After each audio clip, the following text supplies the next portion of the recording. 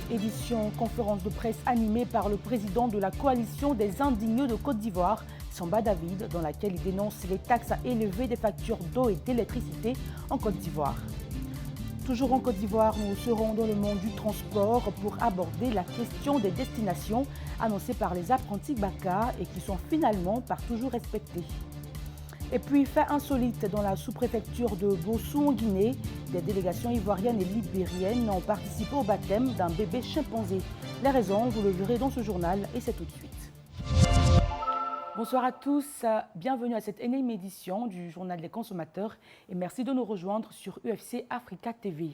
L'activiste de la société civile a donc donné une conférence de presse à Yopougon, Samba David, président de la coalition des indigneux de Côte d'Ivoire, a lors de la conférence dénoncé les taxes élevées des factures d'eau et d'électricité en Côte d'Ivoire. Henri Nyomké.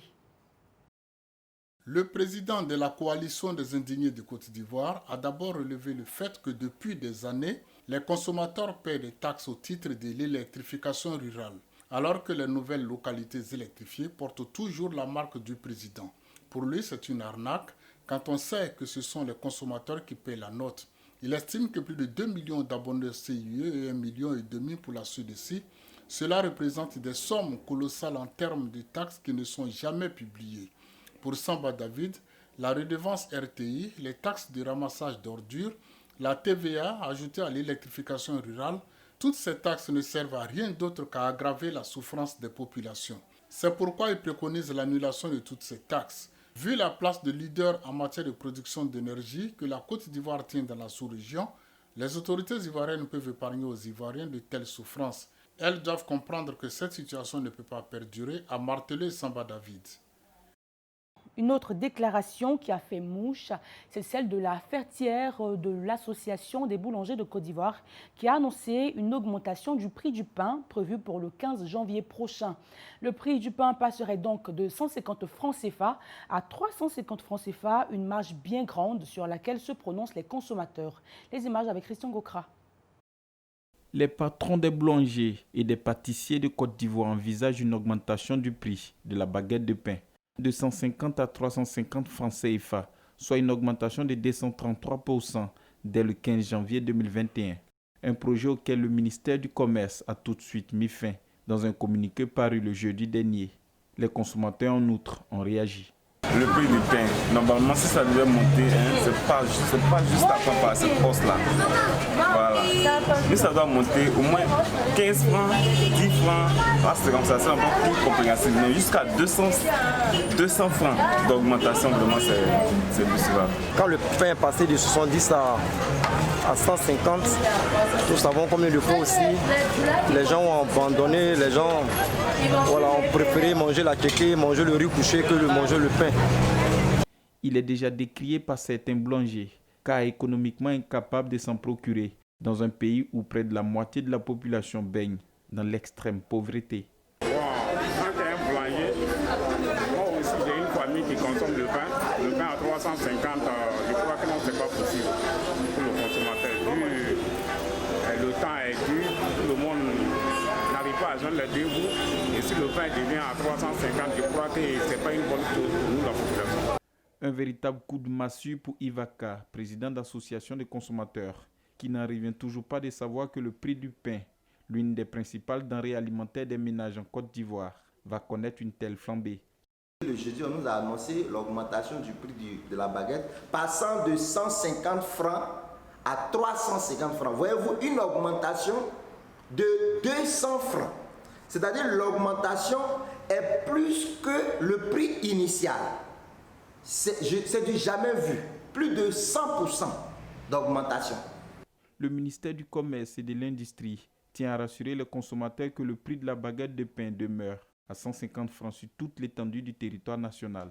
Il invite les consommateurs à dénoncer toute constatation d'augmentation irrégulière du prix de la baguette de pain auprès des directions régionales du ministère en charge du commerce. Une association de donneurs de sang a été mise sur pied à Bouna en vue de mener des actions de sensibilisation auprès des populations et participer à des opérations de dons. Présidée par Kambiri Stanislas, cette association serait un organe de l'Association des donneurs de sang du Grand Nord, créée en 2014. Et dès janvier prochain, l'association va procéder à des opérations de dons de sang éclatées dans les départements de la région du Bunkani. Comme annoncé, je vous propose à présent de suivre un reportage réalisé par Denis Kouman, dans lequel il a bien voulu souligner l'aspect du non-respect des destinations des véhicules en commun à Abidjan, notamment des Gbaka. Les minicars, plus connus sous le nom de Gbaka, ont la particularité d'employer une personne jeune, chargée de rechercher la clientèle et d'encaisser par la suite. Cet apprenti, généralement accroché à la portière du véhicule et encore appelé balanceur, indique une destination au départ. Mais très souvent, ce lieu n'est pas respecté. Au chauffeur du Woro ainsi au chauffeur du Baga, de faire un effort, puisque avant de monter, on nous fait croire que bon, c'est tel coin, c'est telle destination à telle destination. Maintenant, dans le Baga ou bien dans le taxi, peut-être on donne de l'argent pour qu'on puisse arriver à la destination. Mais arriver juste devant là-bas, le chauffeur, il déraille. Il dit non, nous sommes arrivés. Souvent, ils nous disent qu'ils vont nous déposer à la Liberté et nous laissent en coup de chemin, soit ils nous laissent au Carrefour de Plateau. En tout cas, c'est pas bien. S'ils peuvent changer ce côté-là. On ne peut pas dire sans les chauffeurs de Gbaka, mais qu'ils améliorent leur comportement. Les apprentis justifient leur comportement par rapport aux nombreuses contraintes auxquelles ils doivent faire face à la fin de la journée. Pour arriver à la destination, souvent il y a des petites difficultés. Souvent il y a l'embouteillage, être à l'embouteillage ne nous arrange pas. C'est une raison pour laquelle souvent on dit. Charles, c'est quoi?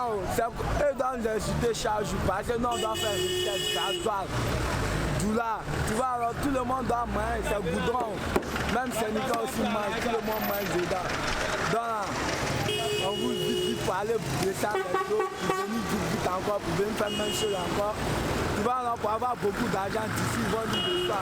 Les usagers ne demandent qu'à être informés avant tout changement de destination. Je tiens à dire à nos frères d'arrêter cela. Quel que soit le cas de la route ou bien l'embouteillage qui se trouve sur la route, de faire un effort, soit de nous faire comprendre, ah bon les gars, c'est comme ça, c'est comme ça. Une manière de s'exprimer pour qu'on puisse comprendre. Puisque dans toutes les choses, c'est la communication qui est meilleure. Mais sans la communication, on ne peut jamais se comprendre. Plusieurs communes du district d'Abidjan sont desservies par les lignes de Gbaka, un moyen de transport très utilisé par les Abidjanais en raison de sa régularité et de son tarif abordable. Une nouvelle ère s'ouvre pour les cours et les plans d'eau du Bénin. Les premières opérations d'enlèvement des engins prohibés et de répression des méthodes de pêche illicites ont eu comme impact direct sur l'amélioration de la qualité et de la productivité de l'eau. Et une deuxième opération s'organise. Dans le cadre de la sécurisation des débarcadères de la ville de Conakry, une opération d'installation des postes d'appui des services spéciaux de lutte contre les crimes organisés a débuté. D'après le maire de la commune de Matoto, c'est une volonté du président de la République d'installer les unités de lutte contre la drogue et le crime organisé dans tous les débarcadères de Conakry. Et puis un chimpanzé est né et le baptême du bébé chimpanzé a eu lieu en Guinée, dans la sous-préfecture de Bossou. Cette cérémonie a connu une forte mobilisation des délégations venues du Libéria et de la Côte d'Ivoire. Henri Nyomke. Fangassi est le nom de ce bébé chimpanzé dont le baptême a nécessité le déplacement de délégations ivoiriennes et libériennes en terre guinéenne le 20 décembre dernier. En présence de ces délégations ainsi que les officiels de la localité de Bossou, le directeur général de l'Institut de recherche environnementale de la Guinée, Dr Ali Souma, a indiqué que le chimpanzé n'est pas un animal mais plutôt un être humain. Mais aussi les parents de Bossou ont la ferme conviction qu'il s'agit de la réincarnation de leurs ancêtres. Par la suite, l'on comprendra le sens de cette cérémonie. C'est une tradition là-bas de fêter les bébés chimpanzés. Sur une population de 23 individus, il en reste 7. Alors que depuis une dizaine d'années, il n'y a pas eu de naissance de ce primate chez eux, d'où l'ampleur de cette cérémonie. Le commandant Zopatrice, chef secteur de l'Office ivoirien des parcs et réserves de Nemba pour la gestion des aires protégées, dirigeait la délégation ivoirienne. Pour lui, la Côte d'Ivoire partageant les massifs forestiers des monts Nemba avec la Guinée et le Libéria, la présence d'une délégation ivoirienne était très utile à cette cérémonie. Les actes homosexuels sont illégaux au Togo. La communauté des personnes lesbiennes, gays, bisexuelles et transgenres n'est pas reconnue. Ils sont punis de 3 ans de prison et d'une forte amende. L'homosexualité n'est pas un droit de l'homme. Ce qui est un droit de l'homme, c'est le droit à la vie sexuelle, a déclaré le ministre en charge des droits de l'homme.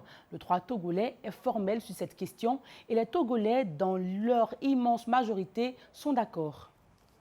Voilà qui marque la fin de cette édition. J'ai pris plaisir à vous le présenter. Elle vous a été proposée par l'ensemble de la rédaction et réalisée par l'équipe de la production chapeautée par Damien Kofi. Je vous dis à vendredi, portez-vous bien.